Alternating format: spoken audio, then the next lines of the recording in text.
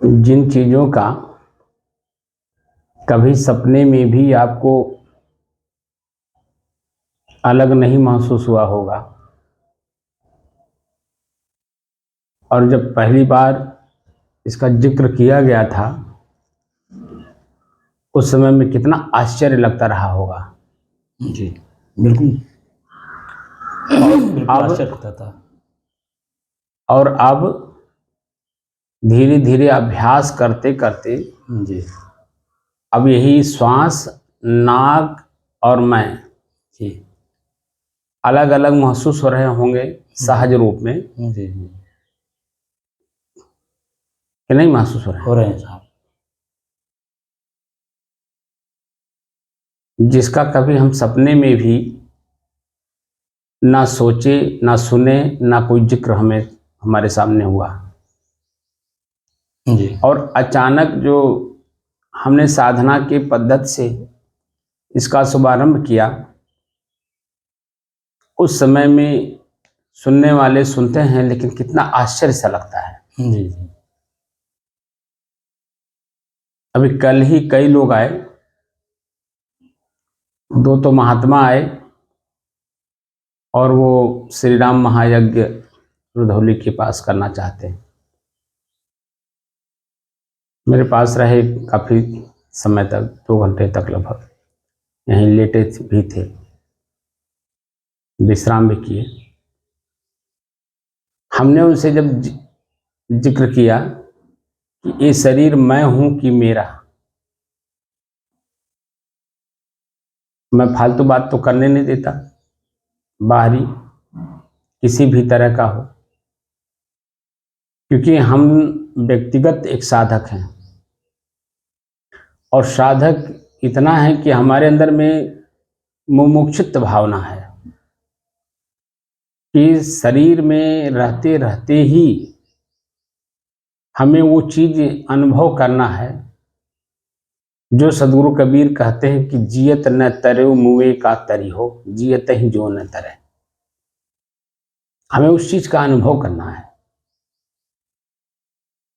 तो हम पथ के गामी स्वयं हैं, और जो मिलता है उत्साह से, उमंग से, प्रसन्नता से, उनको सबको मैं अपना राही बनाना चाहता हूँ, ना साथी बनाना चाहता हूँ। समझे नहीं आप? जी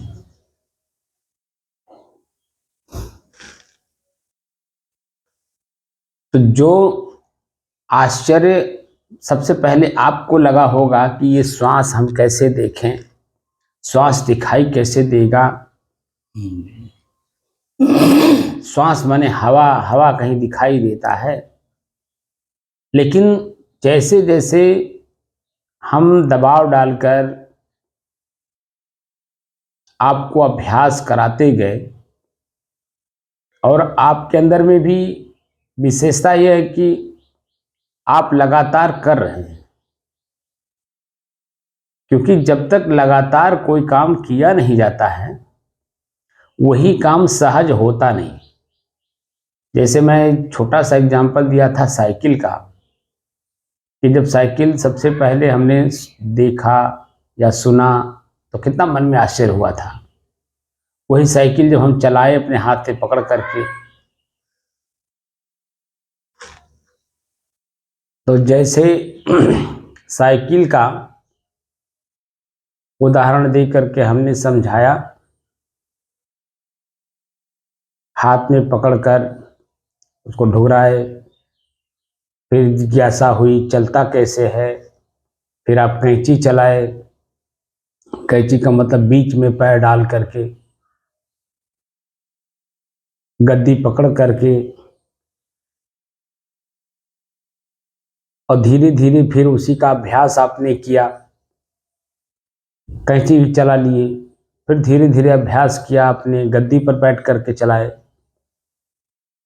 और वही अभ्यास करते करते अब ऐसा हो गया कि जब चाहते हैं, जहाँ चाहते हैं, जैसे चाहते हैं, जिस रूप में चाहते हैं उसी साइकिल को चला लेते हैं कि नहीं? जी चला लेते हैं। जी ठीक वही चीजें हैं, जो चीजें हम नहीं जान रहे थे, बड़ा आश्चर्य लग रहा था, वही गुरु के सामने या गुरु के सानिध्य में रह करके उसका अभ्यास किए, तो धीरे धीरे धीरे धीरे धीरे यही श्वास श्वास की गति कैसी चल रही है, तेज है, सामान्य है, धीमी है, कैसी है, या इसी में सुगंध दुर्गंध, ठंड गर्म शीतल सामान्य तमाम चीज़ें दिखाए ना जी। इसी में खुजली है, खिंचाव है, तनाव है, गीलापन है, सूखापन है, तमाम चीज़ें देखा गया। और देखते देखते धीरे धीरे धीरे धीरे एकदम सहज होता जा रहा है। जी। तो अब उसका अभ्यास अब दूसरे रूपों में करना है कि श्वास, नाक और मैं, जी। ये तो करना है ना। बस जी। तो श्वास और नाक और मैं, अब इसको देखते देखते अब सामान्य लगने लग रहा होगा जी, लग रहा धीरे धीरे धीरे धीरे। और यही जब और जैसे जैसे अब हम अभ्यास करेंगे तो ये भी धीरे धीरे धीरे एकदम सामान्य हो जाएगा। फिर इसके आगे की जो प्रक्रिया है वो कठिन लगेगा शुरुआती दौर में जब हम बताएंगे, लेकिन जैसे जैसे अभ्यास करते करते अब तक यहाँ तक आए, ऐसे उसको भी अभ्यास करके सरल करना है, सहज करना है। समझ रहे हैं जी। तो जैसे जैसे अभ्यास करते जाएंगे वैसे वैसे जो कठिन लग रहा था वो अपने आप अभ्यास करते करते वो सहज हो जाएगा। तो जो चीज़ें पूर्व में बहुत कठिन लग रहा था और वही चीज़ें जब हम बार बार करते, जैसे खेती करना, नौकरी करना, बिजनेस करना, या अपने अंदर में जो गुणवत्ता है उसका प्रयोग करना, तो प्रथम दृष्टिया समाज की दृष्टि से, अपनी दृष्टि से, मन की दृष्टि से बड़ा कठिन लगता है।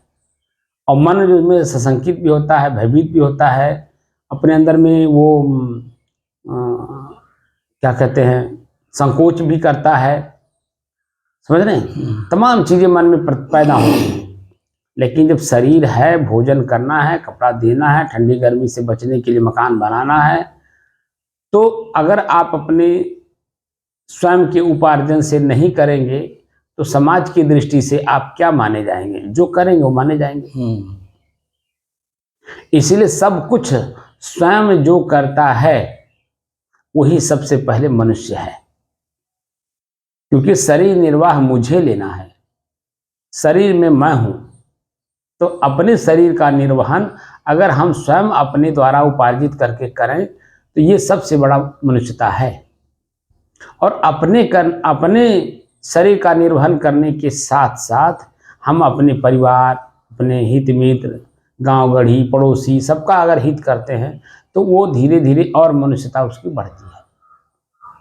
और वही मनुष्यता धीरे धीरे देवतापन में बदलने लगता है। देवता का तात्पर्य होता है देने वाला। जो किसी को कुछ देता है वो देवता है। अब वो राम हो, कृष्ण हो, हनुमान जी हो, शंकर जी हो, कबीर जी हो, तुलसी जी हो, यानी कोई भी मनुष्य के रूप में जितने लोग आए वो सब देवता ही रहे, हम लोगों को कुछ दे गए। अब हम लोगों को उनके जगह पे वर्तमान में देवता का काम करना है, यानी जो हमारे पास होगा वही हम दूसरे को देंगे। तो पहले तो समझना होगा कि हमारे पास है क्या, अच्छी चीज है या बुरी, तो उस तरह से हमें फिर दूसरे को देना होगा। तो हम जब पहले अपने आप को परिपूर्ण कर लें उसमें, और हमारे अपने ही उपयोगिता से वो बाहर होने लगे, यानी वो ज़्यादा होने लगे, तो हम दूसरे को दें वही चीज़, ताकि उसको भी उसका लाभ मिल सके। यानी जो पात्र व्यक्ति है उसको हमारी अपनी कमाई हुई चीज़ उसे मिल सके, तो हम भी धीरे धीरे उस व्यक्ति के लिए देवता बनने लगेंगे। लेकिन अपने आप में पहले परिपूर्ण होना जरूरी है। हमारी अपनी ही जो रिक्वायरमेंट है उसे हम पहले पूरा कर लें, उसमें हम अपने आप को डुबा दें,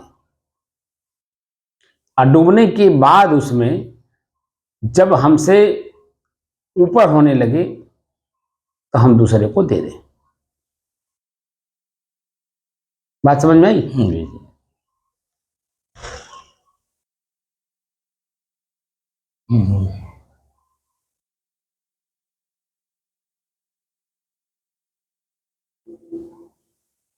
अपने ही चंचल मन को अपने ही बस में करके अपने ही मन की एकाग्रता, स्थिरता एवं शांति का अनुभव करने के बाद अब प्रसंग चल रहा है कि मैं स्वयं कौन हूं, अर्थात स्वयं की खोज।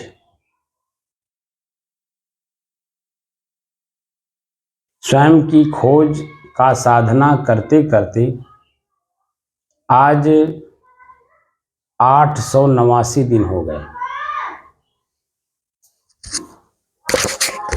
बंद कर दिए, इसको बंद कर दिए।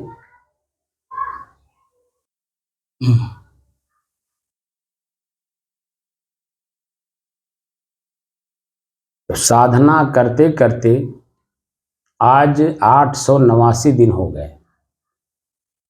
तारीख 14 अप्रैल सन 2024, दिन रविवार, प्रातः काल का समय।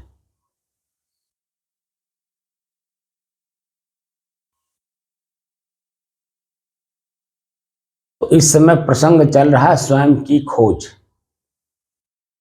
ठीक है ना। तो स्वयं की खोज में जो साधना चल रही है इस समय, दृश्य, साधन और मैं। तो दृश्य, साधन और मैं जो तीन चीजें हैं, तो दृश्य और साधन एकदम स्पष्ट अब मालूम हो रहा है कि मेरे से अलग है। जी। मालूम हो रहा नहीं? यही बात जब पहले हम लोग सुनते थे, जब हम बोलते थे, आप सुनते थे, तो आश्चर्य जैसा लगता रहा होगा। जी जी। लेकिन अब अभ्यास कराते कराते आप देख रहे होंगे कि स्वयं वास्तव में वो एकदम अलग अलग महसूस हो रहा है। जैसे खेत, हसुआ और मैं, इसमें गेहूं की कटाई चल रही है ना। तो जैसे गेहूं की कटाई में गेहूं, हसुआ और मैं, तो गेहूं तो काटा जा रहा है अपने स्वार्थ के लिए, लेकिन साधन हसुआ है। ठीक है ना। हसुआ किससे चलता है? हाथ से। तो साधन गेहूं हो गया, हसुआ यानी हाथ हो गया, और मैं। तो अपने आप को बचाते हैं कि नहीं, कि मेरा उंगली कट ना जाए, कहीं गेहूं के फसल के बीच में सांप ना बैठा हो, कहीं बिच्छू ना बैठा हो। काटते समय इस बात का ध्यान रखते हैं कि नहीं? क्योंकि वो आंख से दिखाई नहीं देता है, क्योंकि वो फसल के बीच में कौन बैठा है, कैसे बैठा है, किस रूप में बैठा है, इसलिए हम सतर्क रहते हैं, आंख से देख करके काम करते हैं। जल्दी जल्दी काटते हुए भी हम अपनी आंख से देख करके काटते हैं। सही है कि नहीं? क्योंकि हमें अपने आप को बचाना है, क्योंकि शरीर, हम पहले तो जो साधना नहीं करता है उस शरीर को ही मैं मान के काम करता है। अब हम लोग साधना कर रहे हैं, इसलिए शरीर एक साधन हो गया, हमें अपने आप को बचाना है। क्योंकि शरीर में किसी भी प्रकार का अगर पीड़ा हुआ तो प्रभाव मेरे तक पहुंच जाता है कि नहीं? तो अब जैसे फसल यानी गेहूं, हसुआ और मैं, तीनों जब हम देख रहे हैं तो वहां अपने आप को बचा के काट रहे हैं। काट रहे नहीं कर रहे हैं जी। उसी तरह से श्वास, नाक और मैं, तीन हो गए ना जी। अब नाक में हमें क्या मिल रहा था? नाक के भीतर तो हमें कुछ दिखाई देता नहीं है, इस आंख से बाहर कुछ दिखाई देता है ना। आंख बंद करने से हमें कुछ दिखाई देता है। आंख बंद किए, महसूस किए हमारा श्वास कैसे चल रहा है, हमारे श्वास में हमें क्या मिल रहा है। अब एक एक प्रश्न का उत्तर हम ढूंढ रहे हैं कि नहीं? पहला उत्तर हुआ, पहला प्रश्न हुआ कैसे चल कि मेरा श्वास कैसे चल रहा है। तो इसका उत्तर हुआ कि अगर मेरे मन में किसी भी प्रकार का चिंतन या चिंता होगा तो तेज चलेगा, चिंतन होगा तो तेज चलेगा, लेकिन उस रूप में नहीं जिस रूप में चिंता में चलता है।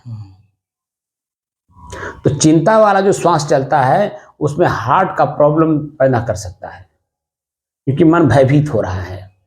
अब मन के भयभीत होने से ही हमारी नसें ब्लॉक होती हैं, भय होने से।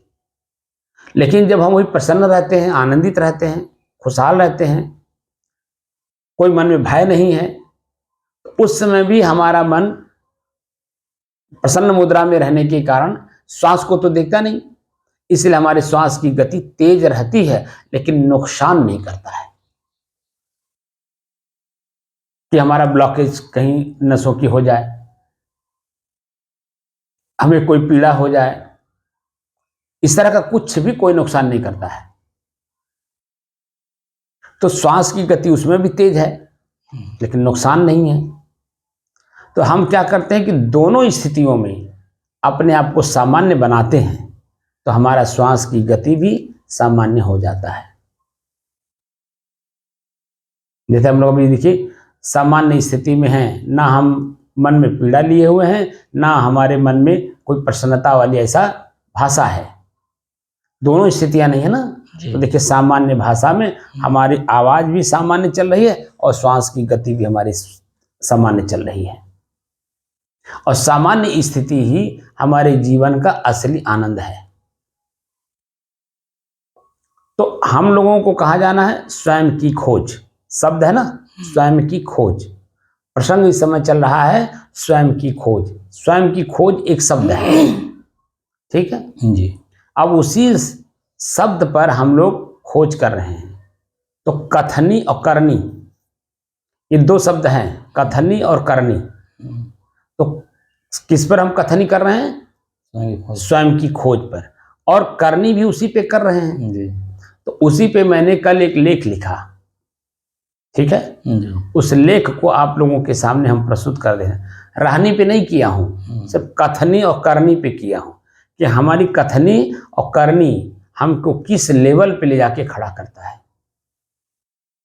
अगर रहनी हो जाए तो फिर तो पूछना ही क्या है। क्योंकि कबीर साहब कहते हैं करनी करे सो पूत हमारा, क्या करें? करनी करे सो पूत हमारा, करनी करे सो पूत हमारा, कथनी कथय सो नाती, और रहनी रहे सो गुरु हमारा, हम रहनी के साथी। तो अभी हम रहनी की बात नहीं कर रहे हैं, क्योंकि रहनी में ये जो हम बोल रहे हैं ये भी खत्म हो जाता है। वहां सिर्फ एक रस स्थिति रहती है, ना आवाज होगी ना आवाज निकलने का कोई चांस होगा, क्योंकि वहां रहनी सिर्फ रहती है। तो रहनी के बारे में अभी मैंने कुछ नहीं लिखा है, लेकिन करनी, क्योंकि हम लोग अभी रास्ते चल रहे हैं, जब मंजिल पहुंच जाते हैं वो हमारी रहनी हो जाती है। अभी तो हम रास्ते में हैं, इसलिए कथनी और करनी दोनों में एक रूपता होनी चाहिए। तो हमारा खोज क्या है? हमारा शब्द क्या है? स्वयं की खोज। स्वयं की खोज, क्योंकि स्वरूप स्थिति में जाना है, आत्म स्थिति में जाना है। तो स्वयं को पहले जानेंगे तब तो अपने आप को अपने आप में स्थित करेंगे। तो अभी हम लोग रास्ते चल रहे हैं, तो रास्ता चलते समय कथनी और करनी में भिन्नता हो जाएगी तो हम किसी काम के नहीं होंगे। इसीलिए कथनी और करनी दोनों हमारे एक होने चाहिए। जो हम कहें उस तरह हमारा कार्य होना चाहिए। समझ रहे हैं? तो उस पर हमने लेख लिखा।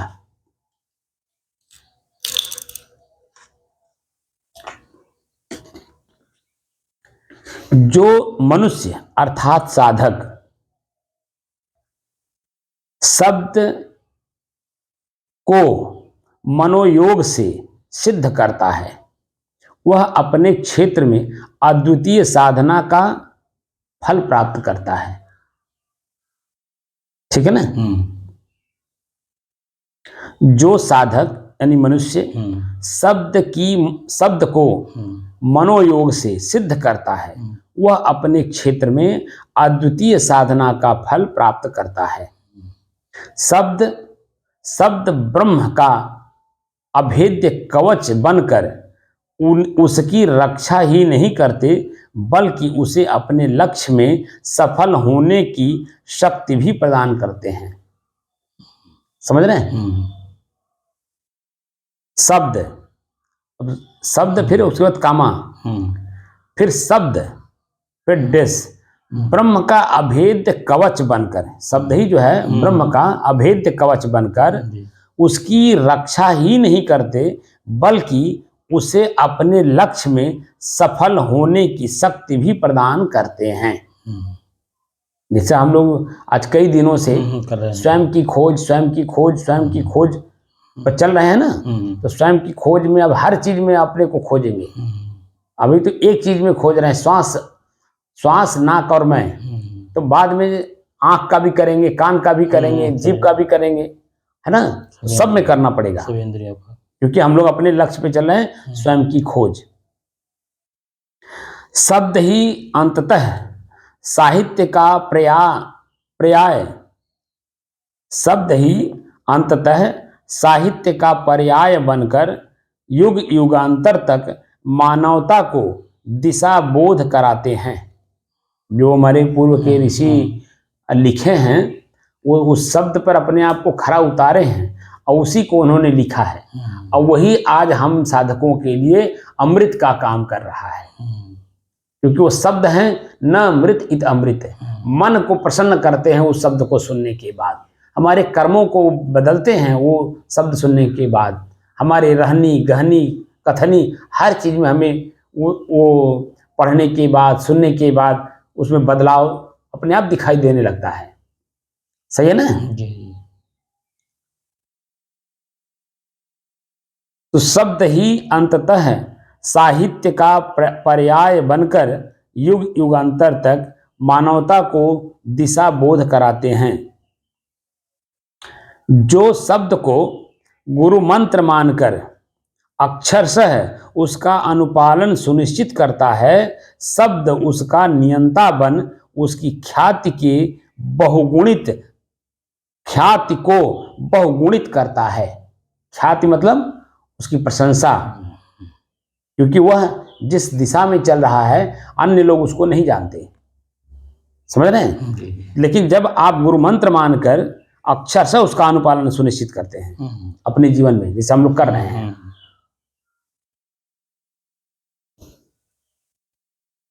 जो साधक शब्द को गुरु मंत्र मानकर अक्षरशः उसका अनुपालन सुनिश्चित करता है, शब्द उसका नियंता बनकर उसकी ख्याति को मतलब प्रशंसा के रूप में प्रस्तुत करता है। बहुगुणित करने मतलब प्रशंसा, यानी कई गुना।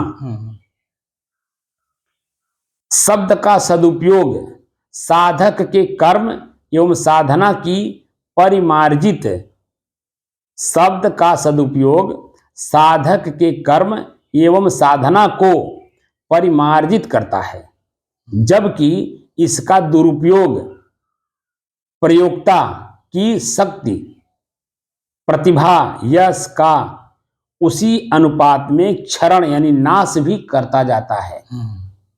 जो शब्द का दुरुपयोग करता है, कहता तो है लेकिन करता नहीं है, तो वही शब्द उसका नुकसान भी करता है। जैसे अभी हमारे साथ हुआ ना, देख एक महानुभाव के साथ, खैर वहां उनका प्रयोग करना उचित नहीं है, लेकिन ये तो हमें दिखाई दिया। शब्द का सदुपयोग साधक के कर्म एवं साधना को परिमार्जित करता है, जबकि शब्द का दुरुपयोग करने वाला या करने वाले की शक्ति, प्रतिभा, यश माने प्रशंसा का उसी अनुपात में क्षरण अर्थात नाश भी करता जाता है। शब्दानुशासन साधना के क्रमशः परिपक्व होने का द्योतक है। सत्य आचरण से जिन मूल्यों की स्थापना होती है वे शाश्वत होते हैं। ठीक है ना? असत्य एवं शब्द की शक्ति के दुरुपयोग से अर्जित धन, यश का अस्थायित्व संदिग्ध होता है। समझ रहे कि नहीं? असत्य एवं शब्द की शक्ति के दुरुपयोग से अर्जित ज्ञान, धन, यश का अस्थायित्व अर्थात संदिग्ध रहता है, अस्थायित्व नहीं होता उसमें। असत्य, षड्यंत्र एवं अनीति से अर्जित अथाह संपत्ति अथवा प्रतिष्ठा एक दिन मिट्टी में मिल जाती है। इसके विपरीत सत्य साधना एवं तपश्चर्या से अर्जित ज्ञान यानी जानकारी, तर्कशीलता आदि ज्ञान एवं संपत्ति का प्रभाव दीर्घगामी होता है तथा एक स्वस्थ एवं सुदृढ़ परंपरा को जन्म देता है। ठीक है ना? ठीक है। शब्द जिनके लिए मंत्र का पर्याय बनकर मार्गदर्शक की भूमिका में रहता है, उनसे कभी भी अनिष्ट कार्य की कल्पना नहीं की जा सकती है। किंतु जो शब्द को स्वार्थ पूर्ति का साधन मानते हैं, उसकी कथनी एवं करनी में स्वतः ही अंतर आ जाता है। कथनी और करनी का अंतर व्यक्ति के चिंतन एवं चरित्र को उद्घाटित करता है। जो अपने वचन यानी शब्द एवं अभिव्यक्ति की रक्षा नहीं कर सकता, वह किसी दूसरे जीवों का एवं अन्य जीवों की रक्षा भला क्या करेगा। कथनी करनी में सामंजस्य के लिए 100% आचरण और कर्म में समानता आवश्यक है। इसी से मानवीय मूल्यों की रक्षा भी हो सकती है। तो ये हमने कल लिखा। बहुत सही है। ठीक है ना? बहुत सही, बहुत सही। क्योंकि जिस दिशा में हम लोग चल रहे हैं वह है मोक्ष। हम सदैव के लिए दुख से छूटना चाहते हैं। तो पहले तो हम दुख को समझें, दुख क्यों है। अगर दुख क्यों है ये बात समझ में आ जाती है तो उसका निवारण भी हमें समझ में आ जाएगा। क्योंकि बार बार हम उस पर जब चिंतन करते हैं, वो चिंतन हमारे दुख को निवारण करने के लिए एक अच्छा सा सॉल्यूशन मिल जाता है कि इस दुख का जो दुख हम आपके जीवन में है, इसको बदलने का ये तरीका है। उस तरीके को जब हम प्रयोग कर देते हैं अपने जीवन में, तो वो दुख हमारा खत्म हो जाता है। जैसे भूख एक कष्ट है, दुख है। अब भूख तो लगा, कष्ट दे रहा है, पीड़ा दे रहा है, दिल दिमाग बुद्धि शरीर कुछ काम नहीं कर रहा है। तो उस अवस्था में जब बार बार भूख हमारे मस्तिष्क को स्मृति ख्याल के रूप में याद दिलाता है, तो हमारे ही अंदर में ये होता है कि कुछ भी मिल जाए पेट में डाल दें तो मेरा जो भूख रूपी कष्ट है उसका निवारण हो जाए। तो उस समय में आप काजू किशमिश बादाम पिस्ता दूध घी मेवा मिष्ठान नहीं खोजेंगे। नमक रोटी भी अगर आपके सामने आ जाए या नमक ना भी हो, सूखी रोटी भी पानी में भिगा करके आप खाएंगे, देखेंगे कि दूध की तरह लगता है। पानी में भिगा करके रोटी आपने कभी खाया होगा, देखा होगा कि जितना ही चबा करके हम खाते हैं पानी में भिगो करके, वो वास्तव में स्वाद जो है उसका एकदम दूध की तरह लगता है। ये हम रोज प्रयोग करते हैं। रोज मतलब कभी कभी हम इसको प्रयोग करके देखे हैं, जाने हैं और उसका स्वाद लिए, इसलिए हम इस बात को जिक्र कर रहे हैं। अब वो अभी कब, जब खूब भूख लगती है तब। प्रतिदिन जो है, प्रतिदिन यहां शब्द का प्रयोग कर दे रहा हूं क्योंकि मैं भोजन तभी लेता हूं जब खूब भूख लगती है तब। ठीक है ना? भूख खूब लगे नहीं तो वही भोजन आपको काटने लगता है।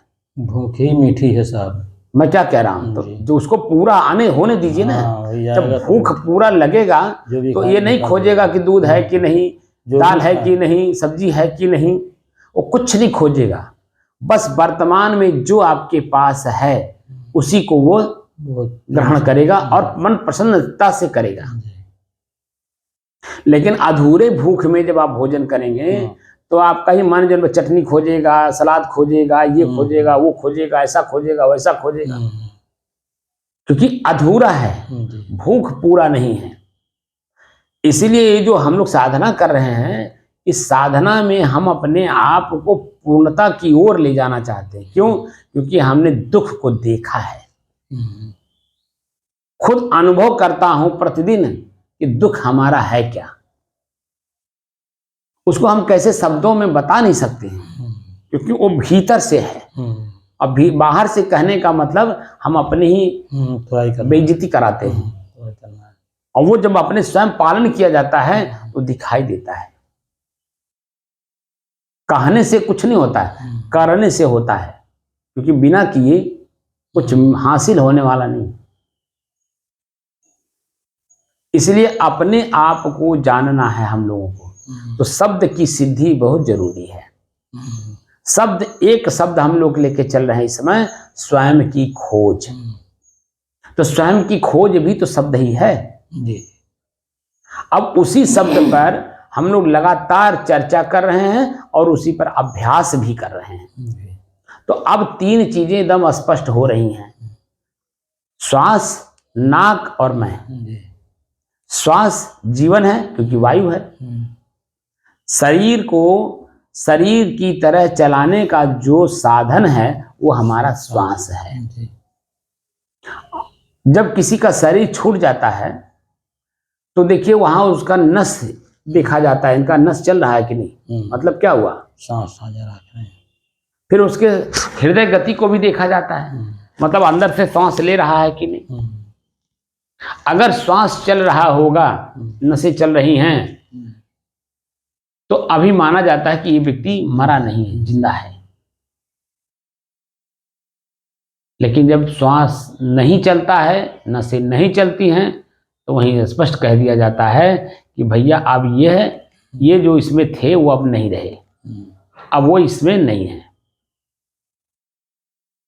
तो बॉडी अलग हो गई, बॉडी को संचालन करने वाला व्यक्ति अलग हो गया। हमें उस चीज का अनुभव करना है कि शरीर में रहते रहते ही शरीर मेरा मेरे से अलग कैसे हो। तो ये सामान्य बात नहीं है, बहुत ऊंची चीज है। लेकिन उस लेवल पे जाने के लिए परिश्रम तो करना ही पड़ेगा। जब भौतिक किसी लाभ को पाने के लिए हमें अथक परिश्रम करना पड़ता है, तो ये तो हमारा अपना स्वयं का है, जो मैं स्वयं हूं। मैं अपने आप से कभी बिछुड़ नहीं सकता हूं, लेकिन बाहरी इच्छा करके अपने आप को भूल गया हूं। बस बाहरी इच्छा खत्म कर दीजिए, अपने आप का ज्ञान हो जाएगा। लेकिन अभी भी हम लोगों का मन, आंख, कान, नाक, हाथ, पैर सब बहिर्गत है। अब इन्हें अंतर्मुख करना पड़ रहा है। अंतर्मुख करने से ही हम लोगों को ये जो अभी तक हमने अभ्यास कराया 889 दिन तक, कि श्वास में ठंडी गर्मी, सुगंध दुर्गंध सामान्य, खिंचाव, तनाव, खुजली, गीलापन, सूखापन, ठीक है ना, ये सब चीजें जो दिखाया श्वास में दिखाया। श्वास अलग है, श्वास में ये सब चीजें मिलती हैं, और श्वास के माध्यम से ही हमें इन सब चीजों का अनुभव होता है। लेकिन अनुभव करता कौन है, अभी हम वहां तक नहीं पहुंचे हैं। अनुभव करता स्वयं मैं ही हूं, लेकिन मैं कौन हूं ये नहीं मालूम। तो जैसे जैसे हम पीछे जिसको हम अपना आसक्ति मान लिए थे, जिसमें आसक्ति मान लिए थे, उनको जैसे जैसे त्याग करते जाएंगे, जानते जाएंगे, समझते जाएंगे, प्रयोग करते जाएंगे, और छूटता जाएगा, तो शेष मैं स्वयं बचता चला जाऊंगा। जैसे श्वास को मैंने पहले दिखाया, श्वास कैसे चल रहा है वो छूट गया, श्वास में क्या मिल रहा है वो भी छूट गया। अब आ गया कि श्वास, साधन और मैं, 3 पॉइंट पे आए ना जी। तो शरीर से संबंधित सारी चीजें छूट गई, अब खाली 3 चीज बची, श्वास, नाक और मैं। अब श्वास भी छूटेगा जी, तो सिर्फ नाक बचेगा। नाक छूटेगा तो जो मैं हूं वही बचूंगा। बात समझ रहे हैं? तो मैं की खोज जो हो रहा है, स्वयं मैं कौन हूं, इसकी बड़ी सावधानी के साथ खोज हो रहा है। स्वामी शंकराचार्य जी ने अपने प्रश्नोत्तरी में लिखा है ना, और विश्राम सागर में भी, राम लक्ष्मण प्रश्नोत्तरी में भी यही लिखा है, को हूं, मैं कौन हूं। एक प्रश्न अभी सॉल्व कर रहे हैं, को हूं। आगे लिखा, को हूं आए कहां ते, कित जइहों का सार, को मैं जननी को पिता, या को कहत विचार। ठीक है ना, राम लक्ष्मण प्रश्नोत्तरी में विश्राम सागर में इस बात का जिक्र है। तो अभी हम लोग एक प्रश्न का उत्तर सॉल्व कर रहे हैं, को हूं यानी मैं कौन हूं। और जब जैसे ही इसे सॉल्व कर ले गए, अन्य जो प्रश्न है उसका उत्तर तुरंत मिल जाएगा, अपने आप हमको ढूंढना नहीं पड़ेगा। लेकिन पहले एक प्रश्न को तो हम सॉल्व कर लें जो प्रमुख है, कि मैं कौन हूं। ठीक है ना। तो हम लोग क्या प्रश्न का उत्तर ढूंढ रहे हैं, मैं कौन हूं, यानी स्वयं मैं कौन हूं, और इसी शरीर में मैं कहाँ रहता हूं, क्या मैं दिखाई देता हूं या नहीं, क्या मैं स्वयं महसूस हो सकता हूं कि नहीं। बहुत सारे प्रश्न हैं, बहुत सारे प्रश्न उस दिन खत्म हो जाएंगे जिस दिन हम अपने आप को अपने आप में ही स्थापित कर लेंगे। उसको बोलते स्थिति जी, आत्म स्थिति। आत्मा आत्मा में स्थित हो गया। जैसे आजकल जो भी साधन आपने बनाया है, साइकिल से लेकर मोटरसाइकिल, कार, हवाई जहाज, जो कुछ भी है, आप देखेंगे कि वहाँ खांचा बना रहता है। जो भी पार्ट बने होते हैं एक दूसरे को जुड़ने के लिए खांचे बने रहते हैं। अगर खांचे में वो चीजें फिट बैठी तो दौड़ता है, अगर खांचे में फिट नहीं बैठा तो एक सूत भी वह चल नहीं सकता, डक हो जाएगा। तो जब हम अपने आप के खांचे में अपने आप को बैठा लेंगे ना, तो समझ में बात आ जाएगी। अभी हम अपने खांचे में नहीं हैं, इसलिए बाहर की दृश्य हमें प्रभावित कर देते हैं। आँख, कान, नाक, जीभ, लिंग, ठीक है ना, ये हमें प्रभावित कर देते हैं। अभी बाहर की तरफ लाभ दिखाते हैं। अपना स्वयं का लाभ स्वयं में स्थित होने के बाद होता है, ये नहीं दिखाते लोग। समझ रहे हैं कि नहीं। तो इसलिए हमें अपने आप को खोजना है, जानना है, समझना है, और अपने आप को अपने ही खांचे में स्थित करना है। समझ में बात आई।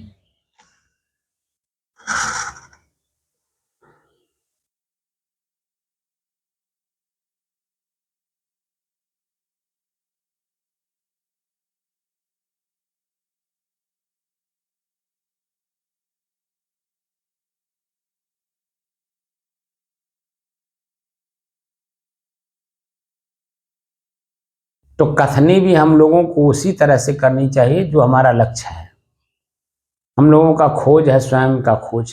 तो कहीं भी मिलिए, किसी से भी मिलिए, उनसे भी उसी के बारे में ही चर्चा करते रहिए, व्यवहार में भी। समझे ना जी। तो जब व्यवहार में भी उसका चर्चा करते रहेंगे, लोगों से भी करते रहेंगे, तो लोगों को भी लगेगा यार कौन सा बवाल लेके आ गए, तो आपसे वो हटेंगे, तो आपके कामों में हस्तक्षेप नहीं करेंगे। लेकिन जब वो आप उसकी चर्चा नहीं करेंगे तो लाभ पाने के लिए, लाभ लेने के लिए वो आपको डिस्टर्ब करेंगे। चाहे बेटा हो, बहू हो, नाती हो, पड़ोसी हो, नात बात हो, कोई भी हो, आपको डिस्टर्ब करेंगे लाभ लेने के लिए बाहरी। लेकिन जब आप अपनी चर्चा करते रहेंगे तो वह दूर होते जाएंगे। मालूम हो जाएगा उनको कि इनके पास बैठने लायक नहीं है, क्योंकि ये आध्यात्म की ही चर्चा करते हैं। शरीर मैं हूं कि मेरा है, मेरा है तो कैसे है, तमाम तरह के प्रश्न जब डालेंगे ना उनके दिमाग में, मैं जैसे भी डालता हूं तुरंत भागने लगते हैं लोग। कहते कहाँ बवाली आदमी के पास आ गए। ऐसा हमको महसूस होता है कि उनके मन के अंदर में ये बात आती है कि कहाँ बवाली आदमी के पास आ गए। मैं जिस बात को करने आए कोई चर्चा ही नहीं कर रहे हैं। अरे भाई तुम जो कर रहे हो मुझे मालूम है तुम क्या कर रहे हो।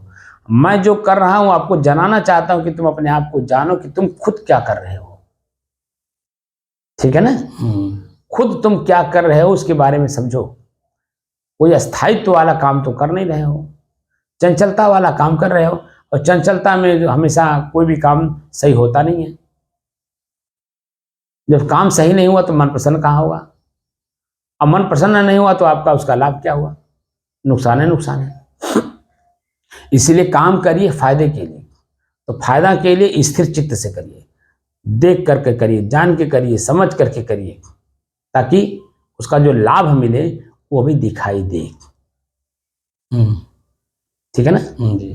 जो चीजें दिखाई देती हैं उसी में कमी बेसी देख करके हमें निकालना होता है, और उसको कमी निकाल देने के बाद उसकी विशेषता अपने आप दिखाई देता है।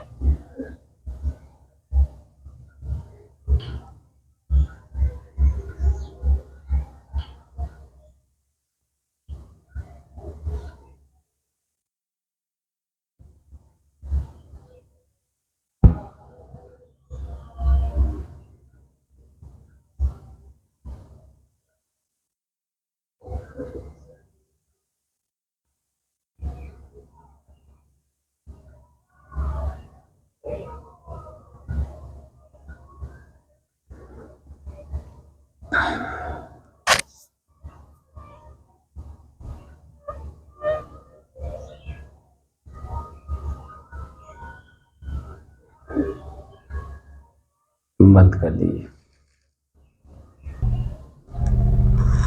तो समझ में बात आई? जी। हम लोग शब्द की साधना कर रहे हैं, जी। और शब्द है स्वयं की खोज। जी। तो स्वयं की खोज में जो शब्द का प्रयोग हो रहा है, उसी तरह से कथनी के साथ साथ करनी करना है। जी। और कथनी और करनी जब एक रूपता में आ जाएगी तो रहनी आपको कहना नहीं पड़ेगा, वो अपने आप महसूस हो जाता है कि हम अब रहनी में हैं। और जो रहनी में रहता है, सदगुरु कबीर कहते हैं कि मैं उसका साथी हूँ। ठीक है ना? हम रहनी के साथी, शब्द का प्रयोग हुआ ना।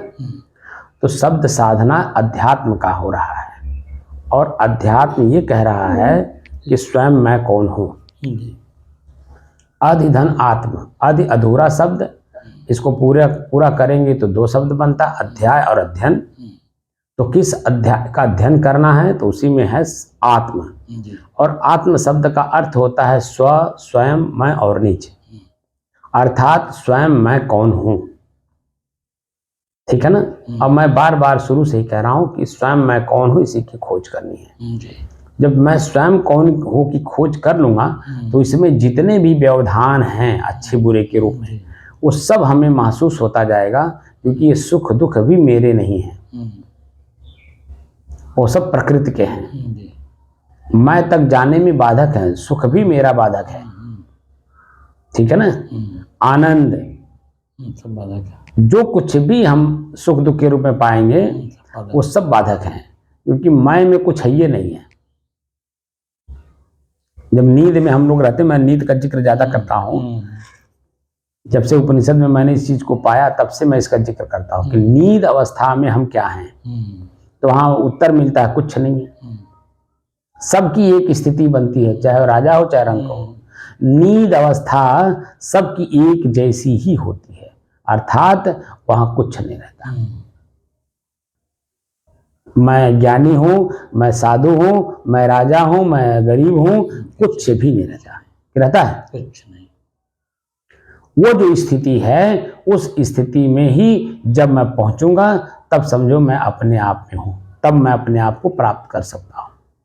यानी स्वयं की जो खोज चल रही है, मैं कौन हूं, वो जब अपने आप में स्थित हो जाएंगे तो वहां शब्द बिल्कुल, वो अवस्था ही शब्द विहीन है, क्योंकि वहां मन है नहीं। जब मन ख्याल नहीं करेगा तो चित्त उस पर अनुसंधान क्या करेगा, और चित्त अनुसंधान नहीं करेगा तो बुद्धि में जाएगा कैसे, निश्चय कैसे करेगा, और फिर क्रिया होगी नहीं, क्योंकि खुद स्वतः क्रिया एक हो रही है। क्या कि स्व में स्थित है ना। तो इसलिए अपने आप को जानना है, तो जानने वाले जो साधन हैं, इन साधनों का प्रयोग करते हुए धीरे धीरे हमें आगे बढ़ते जाना है। साहे